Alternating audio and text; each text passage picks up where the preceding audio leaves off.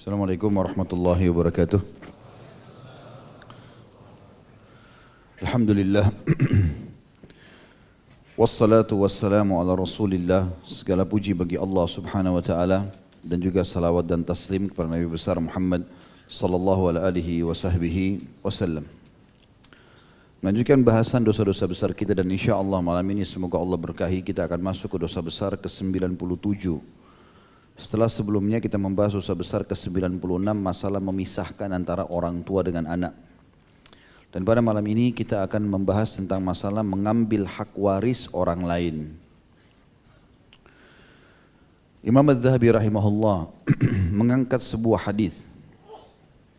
Hadis ini diriwayatkan oleh Ibnu Majah dalam Kitabul Wasaya di nomor 2703, dan juga disebutkan dalam Az-Zawaid, isnadnya terdapat Zaid Al-Ammi yang bunyinya, man marra min mirathi warithihi qata Allahu mirathahu minal jannah.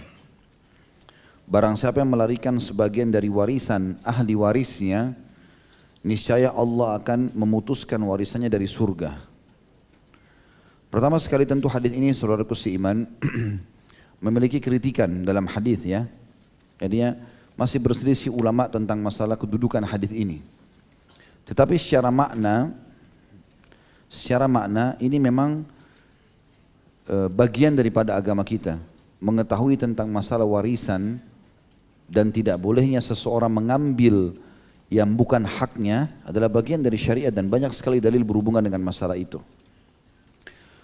Hukum warisan ini atau diistilahkan juga dengan faraid, diambil dari kata-kata fard yang berarti hak yang harus diberikan kepada ahli waris. Banyak sekali dalilnya. Dalil yang pertama adalah ayat Al-Quran surah An-Nisa ayat 7 tentang wajibnya menjalankan warisan ini. Saya sudah pernah tekankan teman-teman sebelum saya baca ayat ini, kalau orang mati wajib dijalankan 4 hal. Yang pertama adalah diurus jenazahnya, mandikan, kafani, solati, kubur. Kata Nabi SAW, ikramul mayyit dafnuhu, penghormatan terhadap jenazah segera dimakamkan. Kemudian yang kedua, menjalankan wasiatnya. Sebagaimana surah An-Nisa ayat 11, Allah mengatakan, A'udzu billahi minasyaitonir rajim, min ba'di wasiyatin tusuna biha aw dain. Kalau orang meninggal maka dijalankan wasiat kalian, ya, orang yang meninggal itu, dan setelahnya datang yang ketiga, pembayaran utang atau pelunasan utangnya. Karena Allah bilang di An-Nisa ayat 11 tadi, min ba'di wasiyatin, setelah wasiat, aw dain, atau utang, ya. Dan yang terakhir, yang keempat, dibagi warisannya. Dan kita akan fokus bahas yang keempat ini tentunya, ya. Membagi warisan teman-teman ini banyak sekali rentetan hukum di situ.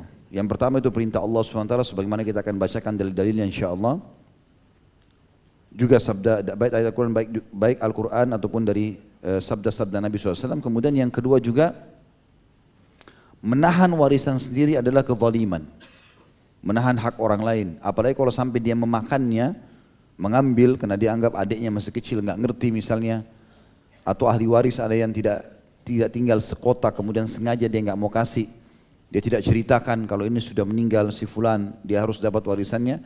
Maka ini rentetan dosa-dosa besar semua. Ada kezaliman, memakan hak yang bukan haknya, ya. Masuk dalam bab mencuri, banyak rentetan dosa-dosa besar di situ. Dalil yang pertama surah Nisa ayat 7, Allah berfirman, A'udzubillahi minasyaitonirrajim, lirrijali nasibun mimma tarakal walidani wal aqrabuna walin nisa'i nasibun mimma tarakal walidan walin nisa'i nasibun mimma tarakal walidani wal aqrabuna mimma qalla minhu aw kathur nasiban mafruḍa. Yang artinya, bagi laki-laki ada hak bagian dari harta peninggalan ibu bapak dan kerabatnya, maksudnya yang sudah meninggal, dan bagi wanita juga ada hak bagian dari harta peninggalan ibu bapak dan kerabatnya, baik sedikit ataupun banyak, sebagai bagian yang telah ditetapkan. Ya. Berarti di sini Allah Subhanahu wa taala menetapkan semua orang yang punya hubungan kerabat dengan si mayit di sini, terutama nanti akan kita sebutkan siapa saja orang-orang yang akan menerima itu, maka mereka punya hak syar'i. Dan kita kalau masuk dalam satu ahli waris tadi tidak boleh kita campur tangan di situ. Harus kita berikan hak mereka. Kita cuma boleh mengambil hak kita saja. Dalil yang pertama. Dalil yang kedua, surah An-Nisa juga ayat 11, tadi yang saya bacakan itu ya. Tapi ini ada potongan ayatnya. A'udzu billahi minasyaitonir rajim, yusikumullahu fi auladikum lidzakari mithlu hadzil unthayain. Allah telah mensyariatkan bagi kalian tentang pembagian warisan itu, ya, atau pembagian warisan untuk anak-anak kalian kalau kalian meninggal, yaitu bagian seorang anak laki-laki sama dengan bagian dua orang anak perempuan. Ya. Kata As-Sa'di, Syekh Sa'di rahimahullah, pemilik juga penulis tafsir beliau ya. Beliau mengatakan dalil-dalil ini membuktikan bahwasanya Allah Subhanahu wa taala lebih sayang kepada anak-anak kita daripada kita sendiri. Karena Allah Subhanahu wa taala mewasiatkan kepada orang tua untuk meninggalkan warisan kepada anak-anak. Di dalam hadis Bukhari, pernah Sa'ad bin Abi Waqqas radhiyallahu anhu sakit keras. Beliau kaya raya, cuma punya satu anak perempuan. Maka dia mengatakan, ya Rasulullah, saya mewasiatkan harta saya 1/3 atau 3/4 harta. Kata Nabi, bolehkah? Kata Nabi SAW, banyak sekali. Setengah ya Rasulullah, masih banyak. 1/3 ya Rasulullah, 1/3 pun boleh tapi masih banyak. Ketahuilah wahai Sa'ad, engkau meninggalkan anakmu dalam keadaan kaya, jauh lebih baik, lebih mulia daripada mereka engkau tinggalkan dalam keadaan miskin, mengemis sama orang-orang. Perhatikan dalil, Nabi SAW menyuruh Sa'ad untuk meninggalkan warisan. Karena di sini berarti ada hak di situ, ya, yang harus difikirkan. Lalu kemudian seorang tabi'in masyhur Sa'id bin Musayyib rahimahullah berkata, seseorang harus mencari rezeki yang luas, yang halal. Karena dengan itu dia bisa bayar utangnya. Ya.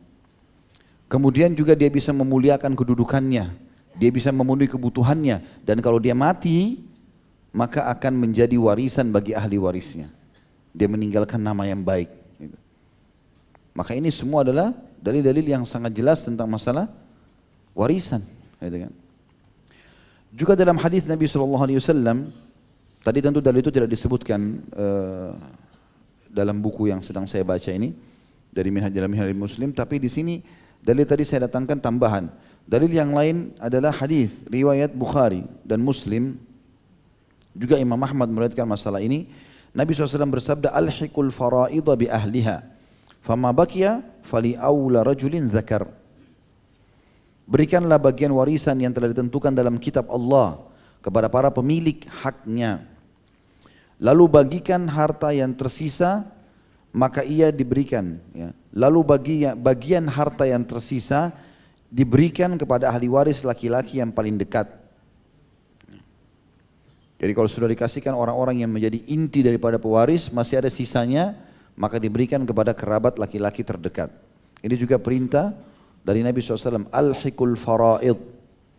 Faraid jamak daripada fard, yang berarti kewajiban harta yang harus dibagikan. Juga sabda Nabi SAW riwayat An-Nasai, Abu Dawud, Tirmidzi, Ibnu Majah, Inna Allah qad a'ta kulla dhi haqqin haqqah fala wasiyata liwarith. Sesungguhnya Allah telah memberikan hak masing-masing pemilik hak. Suami dapat berapa kalau istrinya meninggal, istri dapat berapa, orang ayah dan ibu dapat berapa, anak dapat berapa, semua sudah ada. Ya. Maka ingatlah, kata Nabi SAW, tidak ada lagi wasiat untuk ahli waris. Kan tadi di antara hal yang dilakukan 4 bagi jenazah, yang pertama apa? Ngurus jenazahnya sampai dia dikuburkan. Kafani, mandikan, sholati, kemudian dikuburkan. Kemudian yang kedua wasiatnya. Nah wasiat ini teman-teman juga bagian daripada agama kita ya. Kita dianjurkan menulis wasiat. Dan Nabi SAW mengatakan Allah masih menghadiahkan buat kalian tambahan pahala dari harta kalian kalau kalian meninggal dari 1/3 harta kalian. Artinya kita masih bisa nulis wasiat. Dari total harta saya semuanya yang akan saya tinggalkan, sepertiganya untuk pesantren ini, sepertiganya untuk bangun masjid, sepertiganya untuk ini, tapi tidak boleh lebih dari sepertiga. Ya, sisanya harus dibagikan kepada ahli waris, bagaimana hadis Sa'ad tadi bin Abi Waqqas radhiyallahu anhu. Maka di sini teman-teman, wasiat boleh untuk kita, ya, tapi sepertiga harta. Cuma tidak ada lagi wasiat untuk ahli waris. Tidak boleh lagi kita mengatakan karena anak pertama ini paling perhatian dengan saya, maka selain warisan haknya nanti dia dapat sama adik-adiknya, maka saya tulis wasiat lagi. Kalau kakak pertama ini harus dikasih tambahan setengah dari harta saya, nggak boleh. Kata Nabi SAW, tidak ada lagi wasiat untuk ahli waris karena sudah punya penentuan hak. Bisa difahami ini? Allahu a'lam. Wajah-wajah yang meragukan. Faham atau enggak ini? Faham enggak ini? Baik. Selanjutnya kita masuk teman-teman, sebab-sebab ya. Kira-kira apa sebabnya orang-orang mendapatkan warisan? Sebab yang pertama, orang berhak mendapatkan warisan adalah jalur nasab atau punya jalur keturunan, ya. Yaitu kehubungan kekerabatan, status ahli waris termasuk dalamnya bapak dari pihak yang diwarisi atau anak-anak atau kerabat jalur ke samping seperti saudara, ya, beserta anak-anak mereka, keponakan-keponakan, dan paman dari jalur bapak beserta anak-anak mereka. Berdasarkan firman Allah Subhanahu wa taala surah An-Nisa ayat 33 tentang jalur nasab ini termasuk sebab pertama mendapatkan warisan. An-Nisa 33 bunyinya a'udzubillahi minasyaitonirrajim wa likullin ja'alna mawaliya mimma tarakal walidani wal aqrabun. Al-ayah. Bagi tiap-tiap harta peninggalan dari harta yang ditinggalkan ibu bapak dan karib kerabat, kami jadikan pewaris-pewarisnya. Artinya memang dari jalur nasab itu akan ada pewaris-pewarisnya. Kemudian yang kedua pernikahan. Ini poin demi poin ya, nanti akan kita sebutkan penerima-penerima itu. Secara global dulu, sebabnya orang dapat warisan karena jalur nasab. Yang kedua karena pernikahan, yaitu akad yang sah yang menghalalkan hubungan dengan istri atau suami istri. Kendati pun suami belum menggaulinya dan belum berduaan dengannya, tapi sudah akad nikah. Misalnya ada orang selesai akad nikah, nasibnya meninggal. Mudah-mudahan antum tidak begitu ya. Baru dia bilang qabiltu nikahaha, gitu kan. Bimaharin madkur mati. Maka dia di sini sudah suami istri walaupun dia belum menggauli istrinya. Maka hartanya akan menjadi bagian dari harta tersebut, ada bagian buat istrinya. Istrinya masuk di sini, ya. Sesuai dengan surah An-Nisa ayat 12. A'udzubillahi minasyaitonirrajim walakum nisfu ma taraka azwajukum. Al-ayah. Dan bagi kalian para suami seperdua dari harta yang ditinggalkan oleh istri-istri kalian, atau setengah dari harta, ya. Tentu ini ada nanti akan kita jelaskan ya. Kalau seorang suami, ya, istrinya meninggal tidak punya anak, dia dapat seperempat dari total harta. Tapi kalau istrinya punya anak, dia punya anak dari istri itu, maka dia akan dapat, kalau tidak ada anak setengah. Kalau ada anak seperempat, ini buat suami. Kalau buat istri, kalau suaminya meninggal, tidak ada anak, dia dapat 1/6. Kalau ada anak, dia dapat 1/8. Ya, nanti akan kita jelaskan juga masalah itu. Tapi intinya adalah pernikahan tadi menyebabkan adanya warisan. Ya. Yang ketiga, wala atau perwalian. Jadi kayak misalnya pernah saya jelaskan ini di tablik akbar kita, kalau teman-teman sudah sering ikutin serial sahabat pasti tidak asing dengan istilah wala. Kalau seseorang punya budak, dia beli di pasar perbudakan, orang yang ditawan di peperangan, ya, diperbudak lalu kita tebus bayar. Nah kalau kita tebus seorang budak lalu kita mengatakan kamu bebas karena Allah, kita bebasin karena Allah, tanpa ada pembayaran apapun dari dia, karena kita mau cari pahala. Nah, ini saya pernah singgung juga di kisah-kisah para sahabat, termasuk Talha bin Ubaidillah radhiyallahu anhu, salah satu yang jamaah surga. Beliau tiap hari membebaskan sekitar 30 orang budak, beli bebasin. Karena Allah mengatakan fakku raqabah, bebasin budak, tahrir raqabah, bebasin budak, gitulah.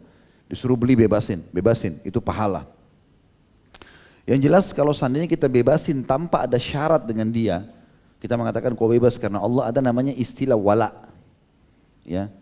Maka saya yang bebasin dia, misalnya si A saya bebasin, maka dikatakan A maula Khalid, karena saya bebasin dia. Ada istilah wala, maula, wala ini. Nah kalau saya bebasin dia begitu, kemudian dia bekerja, dia jadi kaya raya, dia meninggal, saya termasuk ahli warisnya. Karena saya bebasin dia, tapi hanya saya saja. Anak-anak istri saya enggak masuk, karena saya sendiri yang bebasin dia. Jelas ini? Ya, Rasulullah SAW bersabda berhubungan dengan masalah itu, al-wala'u liman a'taq. Ya. Hadis ini diriwayatkan Imam Bukhari dan Imam Muslim. Artinya wala itu, ya, penisbatan nama A walinya atau maula fulan, dan nanti kalau si budak dibebasin meninggal, dia dapat warisan karena wala itu adalah haknya orang yang memerdekakan. Haknya orang yang memerdekakan. Kemudian juga kita masuk ke masalah penghalang-penghalang untuk menerima warisan. Kalau tadi itu sebab-sebab terima warisan ada 3. Apa tadi? Nasab, terus? Oh, pernikahan lebih besar suaranya. Terus? Kewalian, baik. Kewalaan. Sekarang penghalang-penghalangnya yang menyebabkan orang tadinya ahli waris bisa tidak dapat. Apa sebabnya? Yang pertama, kekufuran. Karena kafir. Ya. Baik itu memang dia kafir ataupun dia murtad. Jadi seorang muslim tidak dapat mewarisi kerabatnya yang kafir, dan orang kafir juga yang kerabatnya tadi tidak bisa mewarisi kerabatnya yang muslim. Hal ini berdasarkan sabda Nabi SAW, la yarithul kafirul muslim walal muslimul kafir. Orang kafir tidak bisa mewarisi orang muslim, dan orang muslim tidak bisa mewarisi orang kafir. Ya. Hadits ini diriwayatkan Ahmad dan Al-Qutni, ya, dan juga Al-Hakim. Juga ada lafaz la yarithul muslimul kafira walal kafirul muslim. Orang muslim tidak bisa mewarisi orang kafir, dan orang kafir tidak bisa mewarisi orang muslim. Hadis ini diriwayatkan Imam Bukhari dan Imam Muslim. Jadi artinya mirip dengan lafaz ini, ya, cuman terbalik tulisannya saja, ya. Kalau dalam riwayat Bukhari Muslim, la yarithul muslimul kafiru walal kafirul muslim. Kalau dalam riwayat yang tadi sebelumnya, la yarithul kafirul muslim walal muslimul kafir. Yang kedua, pembunuhan. Ini menyebabkan, kalau orang membunuh, dia tidak boleh mendapatkan warisan orang yang dibunuh. Ya. Ada adik kakak berantem, dia tusuk, si kakak tusuk adiknya, mati. Kan sebenarnya si kakak ahli waris karena dia saudara, tapi bisa nggak dapat karena dia yang membunuh. Ya. Jadi pembunuh tidak bisa mewarisi harta orang yang dibunuhnya. Hal tersebut sebagai sebuah hukuman baginya atas tindak kriminal yang dilakukannya. Jika pembunuhan itu dilakukan dengan sengaja. Kalau tidak sengaja nggak masuk. Ada orang misalnya tiba-tiba dia dikagetin, kemudian dia kena kaget, dia balik, dia tonjok, mati. Misal, ini contoh saja. Siapa tahu Masya Allah ada orang kepalanya besar, dikagetin dia tonjok, adiknya mati. Dia tidak sengaja, dapat warisan. Atau antum suami lagi tidur, mimpi berantem, ditonjok istrinya di sebelah, mati istrinya. Kalau betul-betul tidak sadar, ya. Kalau antum kena jengkel sama istri, kesempatan pura-pura tidur di siku, mati, nggak dapat warisan. Ya. Ini biar adil, perempuan juga begitu. Jangan sampai dia tidur, dia mimpi, ngigau, ambil pisau di dapur, suaminya ditusuk. Siapa tahu? Ini contoh, karena saya tahu ada keluarga saya dulu gitu, dia tidur, dia nggak sadar, dia jalan muter-muter turun tangga, tapi tidur nggak sadar, kan berbahaya. Makanya Nabi SAW mengatakan diangkat pena catatan dosa ataupun pahala itu dari 3 orang, termasuk orang gila sampai dia sadar, orang tidur sampai dia bangun, anak kecil sampai dia balik. Nah itu contoh saja. Tapi kalau orang sengaja itu tidak dapat. Ini sesuai dengan sabda Nabi SAW, laisa lil qatili min tarikatil maktuli syai'. Pembunuh itu tidak berhak mendapatkan sedikit pun dari harta peninggalan orang yang dibunuhnya. Hadis ini riwayat Ibnu Abdul Bar dan beliau mensahihkannya. Gitu kan. Sementara dalam riwayat Darul Qutni dan Al-Baihaqi disebutkan, laisa lil qatili minal mirathi syai'. Pembunuh itu tidak berhak mendapatkan warisan sedikit pun. Ini yang kedua, penghalang yang kedua. Jadi penghalang pertama masalah kekufuran, penghalang kedua adalah pembunuhan. Yang ketiga perbudakan. Ya. Jadi seorang budak tidak mewarisi dan tidak pula dapat diwarisi sama sekali. Jadi kalau antum beli budak, Antum nggak bebasin dia. Beda tadi kalau kita bebasin karena Allah. Kita punya hak waris dari dia. Tapi kalau enggak, dia tetap dalam kondisi budak, dia tidak bisa mewarisi tuannya, tuannya juga tidak bisa mewarisi dia. Baik status budak itu utuh atau sebagian saja. Seperti kasus al-muba'ad, ya, atau orang yang sebagian dirinya merdeka dan sebagian lagi masih dalam keadaan budak. Contoh gini, ada seorang budak harganya 50 juta misal. Ini contoh saja. Ada nilai di pasar 50 juta. Datanglah si A sama si B membeli budak itu masing-masing 25 juta. Gitu kan? Maka berarti budak ini dimiliki oleh dua orang. Budak ini harus bisa membagi waktunya kedua majikannya, setengah ini setengah ini. Dia bekerja misalnya 12 jam sama ini, 12 jam sama ini, gitu. Contoh saja. Sekarang kalau ada salah satu dari budak dari pemilik tuan ini mengatakan, misalnya si A sama si B, si A mengatakan, hak saya sudah bebasin kamu. Berarti kan setengah budak ini bebas. Ya. Si B bilang enggak, saya enggak mau bebasin. Berarti budak itu masih terikat setengahnya. Paham enggak ini? Baik. Jadi itu diistilahkan dengan muba'ad, ya. Atau mukatab. Masih ingat mukatab enggak? Hah? Subhanallah. Ini berulang-ulang saya ulangi. Mukatab itu teman-teman seorang budak yang mau bebasin dirinya. Jadi misalnya ada budak kita datang lalu dia mengatakan, saya mau bebas. Bagaimana caranya? Negosiasi sama majikannya. Majikannya bilang, boleh tapi kamu bayar 10 juta. Dia bilang, baiklah, saya cicil ya, saya bayar sebulan 1 juta. Jadi 10 bulan saya bebas. Itu namanya mukatab. Artinya dia buat akad tertulis ya dengan majikannya kalau dia mau menebus dirinya. Dan ini dalam Islam kalau ada yang seperti ini, kita semestinya sunnahnya, ibadahnya adalah kita bebasin, kita berikan dia kesempatan itu. Dan kata Nabi SAW, 3 orang yang pasti diberikan rezeki, gitu kan? Orang mujahid di jalan Allah, orang yang menikah karena takut berzina, dan yang ketiga adalah mukatab. Budak yang mau bebasin dirinya itu dijamin diberikan rezeki oleh Allah Subhanahu wa taala. Nah, kalau mukatab ini kalau dia masih dalam masa pembebasan misalnya 10 bulan, kemudian dia meninggal, maka di sini tidak ada warisan. Ya. Jadi walaupun mukatab juga sama atau budak yang dalam proses pemerdekaan dirinya dengan cara membayarkan sejumlah uang untuk pemiliknya. Ini sesuai dengan sabda Rasulullah SAW, fil abdi yu'taku ba'duh, yarithu wa yurathu ala qadri ma ataqa minhu. Berkenaan dengan seorang budak yang diberdekakan sebagiannya, maka dia mewarisi dan diwarisi sesuai dengan kadar bagian yang merdeka darinya saja. Hadis ini disebutkan oleh Ibnu Qudamah di kitab Al-Mughni beliau di jilid 6 halaman 349. Itu yang ketiga yang menghalangi warisan. Yang keempat, perzinahan atau anak zina. Enggak ada warisan ini. Anak dari hasil zina tidak dapat mewarisi bapaknya dan bapaknya pun tidak dapat mewarisinya. Dia hanya dapat mewarisi ibunya. Dan ibunya pun dapat mewarisinya tanpa bapaknya. Ini salah satu pendapat ulama ya. Sabda Nabi SAW, al-waladu lil firashi wal ahiril hajr. Anak itu dinisbatkan kepada si pemilik tempat tidur dan pezina mendapatkan penghalang dari hubungan nasab. Hadis ini riwayat Bukhari Muslim. Artinya kalau terjadi, na'udzubillah, seorang wanita punya suami, kemudian dia selingkuh sama laki-laki lain, dia berzina, lalu dia hamil. Enggak jelas nih siapa ayahnya nih, karena 2 sumber sperma, dari suaminya sama dari laki-laki haram, gitu kan? Maka di sini dalam hadis dijelaskan anak itu langsung dinisbatkan atau dihak milikkan kepada pemilik ranjang, maksudnya suami sah. Ya.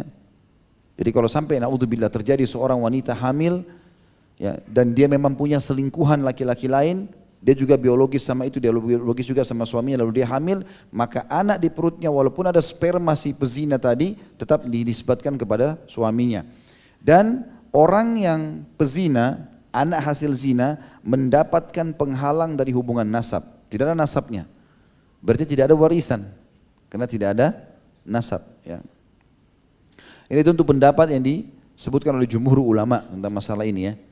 Ada pendapat-pendapat yang lain mengatakan kalau orang tuanya sampai taubat maka dikembalikan nasabnya. Itu khilaf panjang di antara ulama. Tapi kita bicara sekarang globalnya dulu. Intinya kalau anak zina tidak ada warisan. Yang kelima, li'an. Ini penghalang juga warisan. Li'an itu kalau suami istri saling menuduh sebenarnya ya. Kalau ini selingkuh, saling bersumpah. Yang itu. Jadi anak suami istri yang melakukan li'an tidak dapat mewarisi bapaknya yang tidak mengakui status anak tersebut. Dan bapaknya juga tidak boleh mewarisinya karena dikiaskan dengan anak dari hasil zina. Jadi misal ada, naudzubillah, seorang suami. Dia pulang ke rumah, dia temukan istrinya lagi selingkuh sama laki-laki lain. Hamillah si perempuan ini. Lalu dia tidak mau akui, enggak, ini bukan anak saya. Saya lihat kamu berzina misalnya. Maka lahirlah si anak tadi dari perempuan itu. Di sini kalau dia li'an itu dia datang kepada wali. Kalau kita mungkin di Indonesia sekarang mungkin departemen pengadilan agama lah ya, pengadilan agama. Kalau di zaman Nabi SAW pernah terjadi itu. Jadi ada suami istri, si suami nuduh istrinya selingkuh. Bilang, ya Rasulullah ini orang selingkuh nih, saya temukan sama laki-laki. Istrinya ditanya, istrinya bilang tidak, saya tidak pernah selingkuh. Maka Nabi SAW dudukkan dua-duanya, diingatkan kepada Allah, hati-hati, ini hukum Allah, jangan teledor. Ditanya suami, dia bilang tidak ya Rasulullah, betul dia berzina, saya tahu. Tanya istrinya, tidak, betul saya tidak selingkuh. Maka Nabi SAW mengatakan tidak ada cara lain kalau begitu. Ini harus ada li'an. Li'an itu si penuduh suami harus bersumpah 5 kali. 4 kali dia bersumpah atas nama Allah kalau dia benar.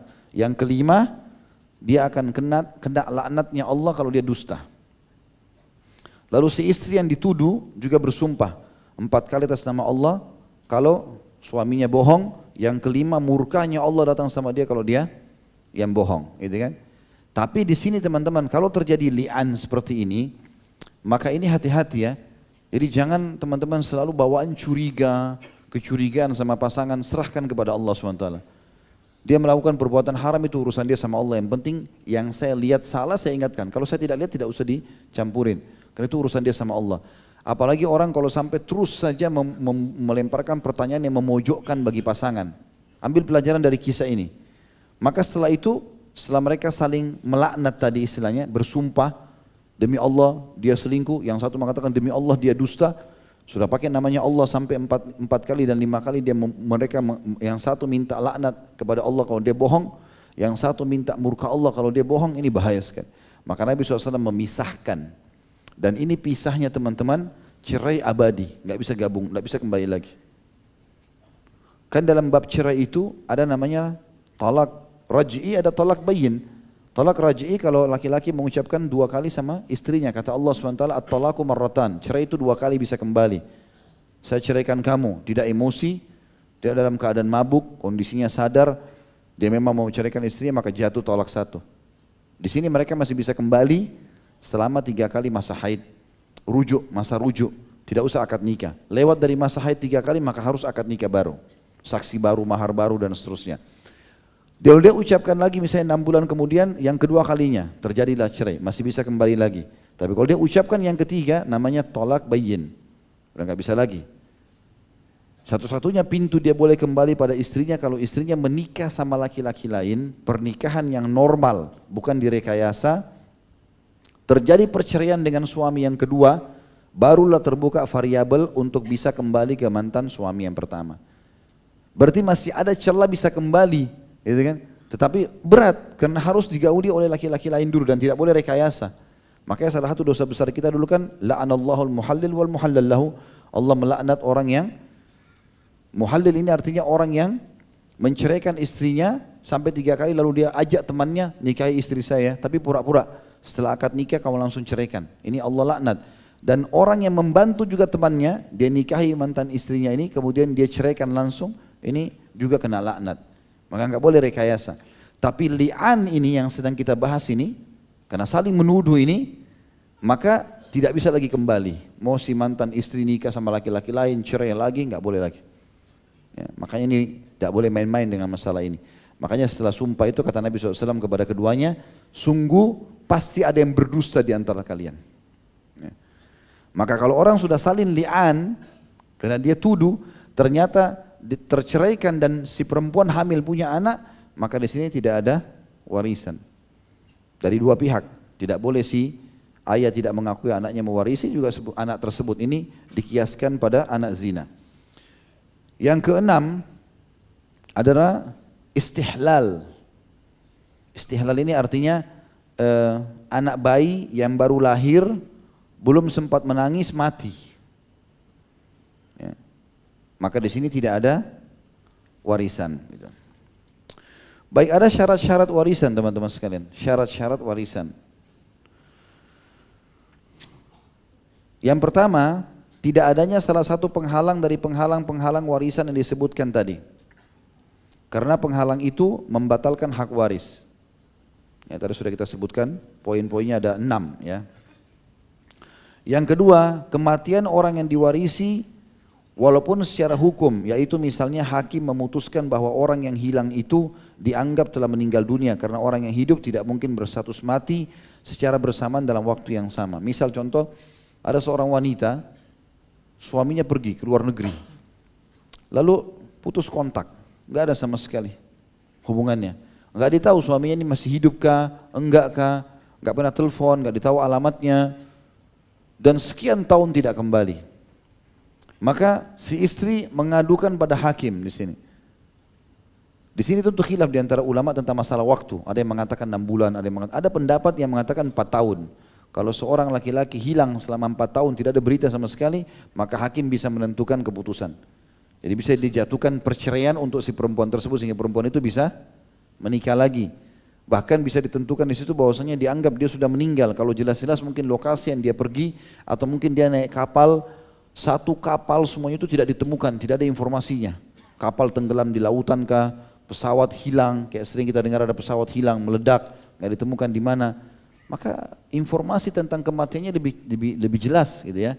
Artinya lebih cenderung sekian 80% sekian meninggal dunia. Maka ini juga bisa menjadi penyebab ya. Atau syarat boleh dibagikannya warisan. Yang ketiga, status ahli waris itu hidup pada saat orang yang memberikan warisan meninggal dunia. Jadi penerima hidup. Jadi jika seorang wanita ditinggal mati oleh salah seorang dari anaknya sementara di perutnya terdapat janin, maka janin tersebut berhak menerima warisan dari saudaranya yang meninggal dunia tersebut jika dia menangis keras, ya maksudnya sudah lahir. Karena tadi kan salah satu penahan warisan adalah dia lahir belum sempat menangis, artinya lahir meninggal dalam di perut ibunya.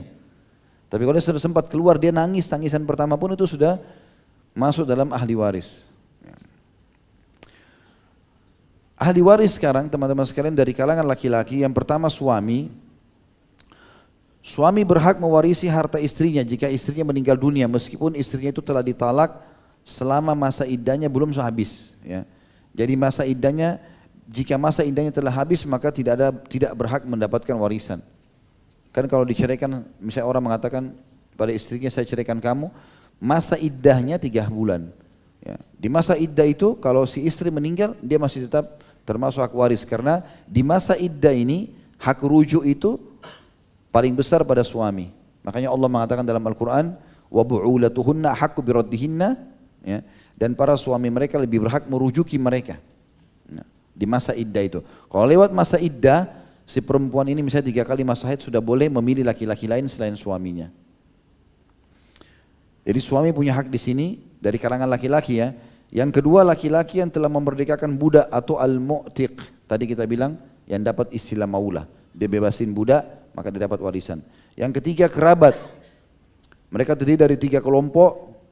Ada pokok kerabat atau usul. Kerabat yang ke atas, yaitu ayah sama kakek. Ya. Kemudian juga ada furu' cabang ke bawah, yaitu anak, cucu. Ya. Lalu kemudian ada juga hawash. Ya. Hawashi ini adalah jalur ke samping. Seperti saudara kandung, anak-anak saudara, ya. Dan jalur ke bawahnya para saudara seibu. Ya. Dia saudara seayah, saudara seibu, saudara ke samping ini semuanya juga laki-laki mendapatkan warisan. Dan kerabat jalur ke samping juga yang jauh termasuk dalamnya paman dari jalur bapak beserta anak-anaknya dan jalur ke bawahnya. Baik para paman yang sekandung dengan bapak atau para paman yang sebapak dengan bapak.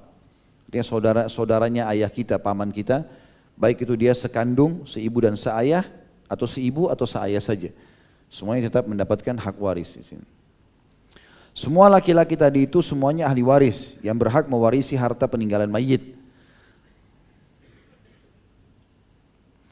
Kemudian ahli waris dari perempuan. Yang pertama istri, sebagaimana tadi suami punya hak waris ya. Yang kedua perempuan yang memerdekakan budak atau al-mu'tiqah. Tadi kan kalau misalnya laki-laki dia beli budak lalu dia bebasin. Dia mengatakan kau bebas karena Allah. Si laki-laki diistilahkan dengan mu'tiq. Dia punya istilah maulah. Maulah dari budak yang dia bebasin tadi. Perempuan pun bisa, dia bisa beli budak, dia bebasin. Sama, dia juga sama. Mendapatkan istilah maulahnya di sini. Ya. Seperti Atha bin Abi Rabah rahimahullah, seorang ulama tabi'in dibebaskan oleh majikannya yang perempuan. Ya, majikannya lihat dia rajin sekali. 8 jam dia bantu majikannya, 8 jam dia gunakan untuk ya, menuntut ilmu, dan 8 jam lagi dia gunakan untuk istirahat dan ibadah sholat malam.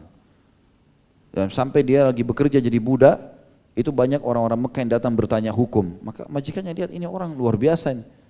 Padahal Atha bin Abi Rabah punya banyak kekurangan fisik rahimahullah, tapi karena luasnya ilmunya orang banyak bertanya. Maka di musim haji di Mina, majikannya naik di atas sebuah batu lalu mengiklankan, mengatakan wahai muslimin, saksikanlah kalau aku bebasin budak, aku bebasin Atha bin Abi Rabah dari keterbudakannya lillah, karena Allah dan untuk maslahat muslimin. Maka mulai hari itu Atha bin Abi Rabah menjadikan Masjid Haram sebagai rumahnya dan dia bebas. Tapi di sini dia majikannya ini punya nisbat maulah. Dia bebas. Jadi perempuan pun bisa itu. Yang ketiga kerabat. Mereka terdiri dari 3 kelompok juga. Ya, usul tadi sama dengan laki-laki. Itu adalah ibu dan nenek. Nenek dari ibu serta nenek dari bapak. Ya. Kemudian furu cabang ke bawah yaitu anak perempuan dan cucu perempuan dari anak laki-laki dan jalur ke bawahnya. Jadi cucu perempuan dari anak laki-laki. Cucu perempuan dari anak perempuan tidak dapat di sini ya. Cucu perempuan dari anak laki-laki. Kita punya anak laki-laki, punya anak lagi. Maka itu dapat warisan juga. Yang ketiga, kerabat wanita jalur ke samping atau hawashi tadi, saudari secara mutlak. Saudari seayah seibu atau saudari seayah.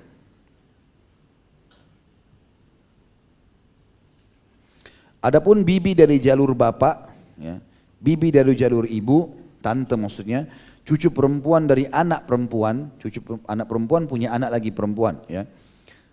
Cucu laki-laki dari anak perempuan dari saudara laki-laki, serta anak perempuan paman dari jalur bapak tidak berhak menerima warisan secara mutlak. Sebagaimana sudah kita jelaskan tadi ya. Baik. Kita sekarang masuk teman-teman, dan ini mungkin kita tutup dengan ini karena ini panjang sekali ya bahasannya tentang masalah warisan. Tidak bisa semuanya saya paparkan. Insya Allah nanti akan ada waktunya. Ini akan ada waktunya kita menjelaskan panjang lebar ini. Sekarang kita jelaskan persentase pendapatan setiap ahli waris secara global. Ada yang mendapatkan setengah dari warisan. Yang mendapatkan setengah dari warisan ini adalah yang pertama suami. Bisa mendapatkan setengah peninggalan istrinya. Kapan itu? Jika istrinya meninggal dunia tidak memiliki anak laki-laki dan tidak pula memiliki cucu dari anak laki-laki, baik cucu laki-laki atau cucu perempuan. Jadi kalau seorang suami punya istri, meninggal istrinya nggak punya anak, baru menikah, wanita ini orang kaya meninggal, nggak ada anak, nggak ada juga cucunya, gitu. Maka ini berarti dia mendapatkan setengah dari peninggalan harta istrinya. Yang kedua yang menerima setengah adalah anak perempuan. Jika tidak ada saudara laki-laki yang bersamanya atau saudari perempuan. Ada orang kaya raya seperti kasus Sa'ad bin Abi Waqqas tadi. Dia punya cuma 1 anak perempuan, nggak ada yang lain. Ya, nggak ada saudaranya, nggak ada saudarinya nih anak perempuan. Tidak ada saudaranya, baik 1 orang ataupun lebih, sehingga dia tidak mewarisi bagian setengah. Kecuali jika dia sendirian tanpa ada orang-orang tersebut. Artinya kalau dia sendiri dia dapat setengah harta. Jadi kalau orang menikah, suami istri punya anak 1 perempuan saja, dia kaya raya suami istri. Meninggal salah satunya, maka istrinya, si ibu meninggal, maka si anak ini perempuan bisa mendapatkan setengah juga. Yang ketiga cucu perempuan dari anak laki-laki. Kalau kita punya anak laki-laki, dia punya anak lagi, ini dapat warisan. Saya sudah bilang tadi kalau cucu dari anak perempuan tidak mendapatkan warisan. Jika dia sendiri, sementara tidak ada bersamanya cucu laki-laki atau anak perempuan, atau anak laki-laki, jadi si mayit meninggal tidak punya anak, cuma ada cucu perempuan, dan cucu ini pun tidak punya saudara laki-laki atau saudara perempuan yang lain, dia bisa mendapatkan setengah. Yang keempat, saudari sekandung. Ini juga dia dapatkan setengah jika dia sendirian, dengan syarat tentu tidak ada saudara laki-lakinya, karena kalau ada, kita punya adik perempuan, kita punya kakak laki-laki. Kalau ada kakak laki-laki, dia tidak bisa dapat setengah ini. Karena ini kuat saudara laki-laki di sini. Tapi kalau tidak ada saudara laki-laki, dia sendirian saudari perempuan, maka dia mendapatkan itu. Kemudian saudari sebapak. Saudari sekandung berarti saudari ibu dan saudari sebapak. Artinya mungkin seorang laki-laki poligami punya dari 2 istri, anak masing-masing, maka ini namanya saudara atau saudari sebapak. Jika sendirian, sementara tidak ada bersamanya saudara laki-laki, tidak ada bapak, ya. Jadi tidak ada si bapaknya dan tidak ada juga saudarinya atau saudaranya, maaf. Ya, dan dia sendiri, maka dia mendapatkan setengah. Ini tentu ada tabel-tabelnya semua ya. Dan sekarang sudah tidak asing lagi, banyak bahkan ada aplikasi yang sangat mudah. Begitu kita masukkan, saya pernah lihat sendiri aplikasi itu ya, tapi tidak ingat namanya sekarang. Kalau ada orang meninggal si fulan, misalnya meninggal seorang laki-laki, dia meninggalkan 2 orang anak laki-laki, 2 orang anak perempuan, 1 saudara, 1 saudari, maka dapat berapa? Langsung keluar sendiri persentasenya, gitu kan? Sudah langsung keluar sendiri, ini dapat 1/6, ini dapat setengah, ini dapat 2/3 dan seterusnya. Ya. Jadi ini kita kasih gambaran globalnya. Itu kalau orang mendapatkan setengah dari harta. Ada yang mendapatkan 1/4 dari harta, dibagi 4 harta tersebut, yaitu suami dan istri. Suami kapan dapat 1/4? Tadi poin pertama yang dapat setengah suami. Syaratnya istrinya nggak punya anak, juga tidak punya cucu. Tapi dia akan dapat 1/4, persentase yang dia dapatkan lebih kecil, tadinya bisa setengah, sekarang jadi 1/4, kalau istrinya punya anak atau punya cucu. Ya. Maka pindah hak suami dari setengah menjadi 1/4. Istri juga termasuk bisa mendapatkan 1/4 jika suaminya meninggal, dibalik sekarang suami meninggal dan tidak memiliki anak dan juga tidak memiliki cucu dari anak laki-laki, baik cucu laki-laki ataupun cucu perempuan. Jadi istri bisa dapat 1/4, ini persentase terbesar bagi istri. Ya. Tadi saya keliru, sempat saya sebutkan 1/6 ya. Ada saling saya singgung istri dapat 1/6, ya, ini keliru tapi dia dapat 1/4 kalau nggak ada anak suaminya. Kemudian juga ada persentase 1/8. Ini istilah-istilah digunakan dalam Al-Quran ada ya. Setengah, 1/4, juga ada 1/8. 1/8 ini hanya bisa didapatkan oleh istri bila suaminya meninggal memiliki anak atau cucu. Tadinya persentasenya dia dapat 1/4, sekarang bisa berubah jadi 1/8 kalau suaminya punya anak ataupun cucu. Kemudian ada juga istilah 2/3. Ya. Ada juga istilah 2/3. 2/3 ini lebih besar lagi, gitu kan? Dia dapatkan. Dan ini yang pertama yang mendapatkan 2/3 dari warisan 2 anak perempuan atau lebih. Jadi kalau anak perempuan 1 itu beda, dia bisa dapat setengah. Tapi kalau dia 2 orang dapat 2/3. Ketika tidak ada anak laki-laki, yakni mereka tidak memiliki saudara keduanya. Jadi cuman orang menikah punya anak dua-duanya perempuan, maka ini dapatnya 2/3. Kalau ada saudara laki-lakinya tidak, harus laki-laki bagian 2 bagian dari perempuan. Ya. Kemudian yang kedua, cucu perempuan atau lebih dari anak laki-laki. Ya. Dan ini jika tidak ada anak sekandung, jadi cucu akan dapat kalau anak tidak ada. Ya. Kalau anak ada, cucu nggak dapat. Jadi cucu ini pindah masuk dalam furu cabang kalau anaknya si mayit tidak ada. Tidak ada saudara kandung atau anak kandung dari si mayit baik laki-laki ataupun perempuan. Yang ketiga, 2 saudari sekandung atau lebih. Saudari kita dari samping, saudara adik atau kakak perempuan kita. Kalau ada 2 orang atau lebih dan kita meninggal, maka mereka bisa dapat 2/3 dari harta jika tidak ada bapak dan tidak ada anak kandung. Selama tidak ada ya, suaminya, tidak ada ayahnya si mayit dan tidak ada juga anaknya, maka si saudari ini bisa dapat. sama dengan posisi tadi cucu itu. Juga dua saudari sebapak atau lebih, ini sama, saudari sekandung, seibu atau saudari sebapak. Tinggal dua istilah teman-teman sekalian, ada sepertiga dan ada seperenam. Ya. Kalau yang sepertiga dapat sepertiga ibu. Jika orang yang meninggal dunia tidak memiliki anak dan cucu, ada mayit tidak punya anak, tidak punya cucu, belum menikah, masih bujang, ada ibunya hidup. Ibunya dapat di sini sepertiga dari hartanya. Jika orang yang meninggal dunia tidak memiliki anak dan cucu dari anak laki-laki, baik laki-laki maupun perempuan, dan tidak memiliki dua saudara atau lebih, baik laki-laki ataupun perempuan, betul-betul dia sendiri, anak tunggal, dia meninggal, ibunya dapat warisan di sini sepertiga harta. Yang kedua, dua saudara seibu.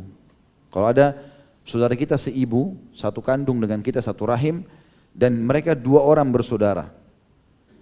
Jika berbilangan dua atau lebih, sementara orang yang meninggal dunia tidak memiliki bapak atau kakek, ya, anak laki-laki dan cucu dari anak laki-laki, baik laki-laki ataupun perempuan, maka dia dapat sepertiga.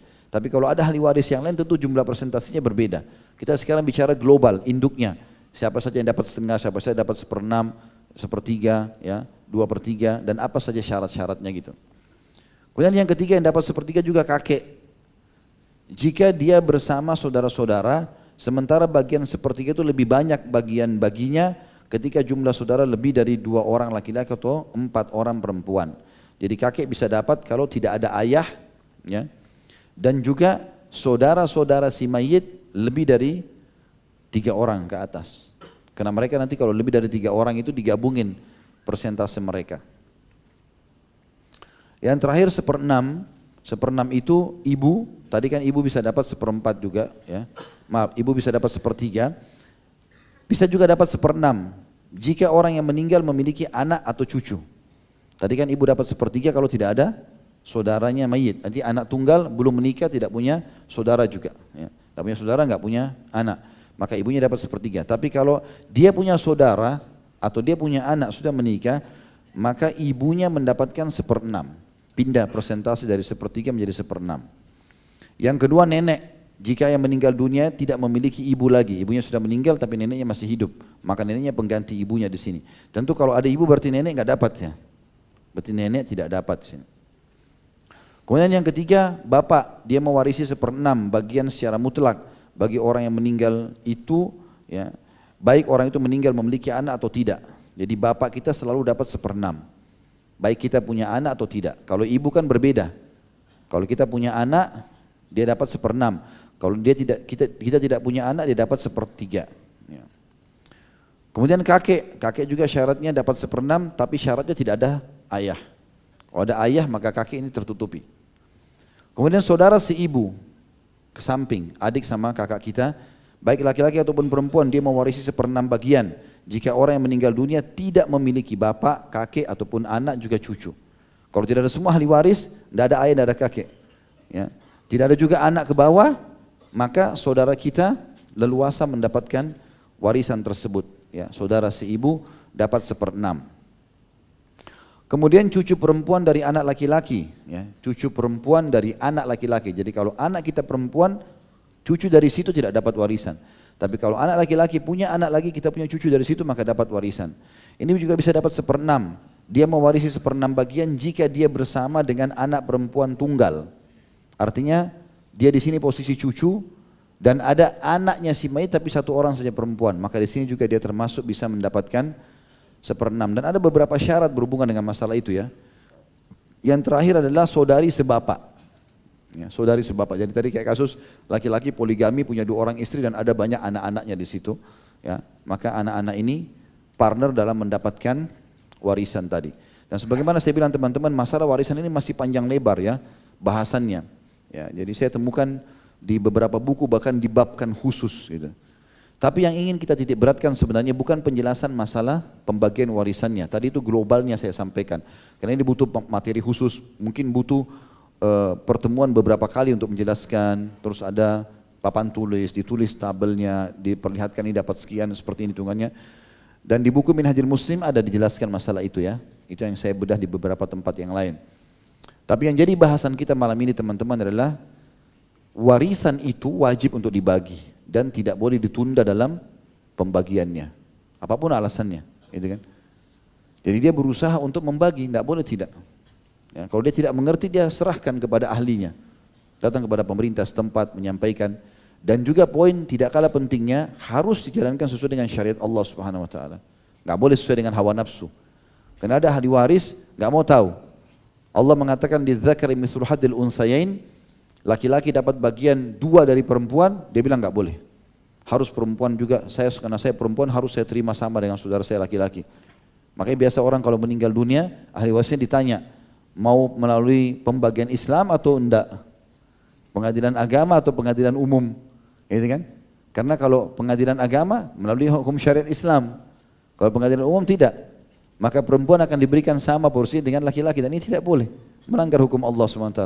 Dan juga sudah saya jelaskan ini sebagai penutup, kalau laki-laki diberikan warisan 2, kenapa laki-laki diberikan warisan 2 sementara perempuan 1? Karena laki-laki kewajiban nafkah orang tuanya sampai dia balik, sehingga setelah dia balik itu dia cari rezeki sendiri, walaupun orang tuanya membantunya tentunya. Kalau anak perempuan tidak, dia wajib dinafkahi sampai dia menikah. Maka wanita atau perempuan selalu aman dalam 2 keadaan. Baik dia sebelum menikah, ayahnya wajib menafkahi. Kalau ayahnya meninggal, pamannya menafkahinya, saudaranya menafkahinya. Jadi selalu aman. Kalau dia sudah menikah, walaupun suaminya ini orang asing tidak dikenal sebelumnya, wajib menafkahi dia. Nafkah berarti disiapin makannya, minumnya, pakaiannya, tempat tinggalnya. Sebagaimana sudah pernah saya jelaskan juga masalah nafkah. Makanya warisannya perempuan 1, karena selalu aman saja. Itu paling warisan menjadi tabungan dia. Tapi laki-laki tidak, dia harus biaya dirinya, dia harus biaya ibunya, orang tua, ayah ibunya, istrinya, anaknya. Jadi memang dia mendapatkan 2 bagian. Maka orang-orang ini harus bertakwa kepada Allah SWT. Tidak boleh mengikuti hawa nafsu. Maunya yang penting, saya maunya pokoknya sama rata. Berapa kali kasus warisan begitu saya temukan, mereka selalu memaksakan harus saudari perempuan mendapatkan lebih daripada laki-laki. Padahal dia tidak boleh. Ini bisa jadi harta haram. Satu-satunya celah yang boleh kalau seandainya sudah dibagi masing-masing dengan hukum syariat Islam, lalu misalnya anak laki-laki, misalnya dia kakak tertua, adiknya ada 4 orang perempuan, dia dapat banyak, maka dia pikir, sudahlah saya sudah terima hak saya, sekarang saya kembalikan, saya mau berbagi dengan saudari saya. Dan itu bagi pun terserah dia, tidak ada persentasenya, dia mau kasih 1%, dia mau kasih 1 juta saja, itu terserah dia. Allahu alam. Baik, itu bahasan kita insyaAllah. Dan ingat kembali hadisnya, yang kita sedang bahas adalah kata Nabi SAW, siapa yang menahan atau mengambil hak waris ya, dari ahli waris, maka Allah pun akan memotong ya, haknya pada hari kiamat. Allahu alam. Ya, Allah akan mengambil haknya dari surga. Artinya ada bagian-bagian di surga yang akan hilang darinya. Subhanakallahumma bihamdika asyhadu an la ilaha illa anta astaghfiruka wa atubu ilaik. Wassalamualaikum warahmatullahi wabarakatuh.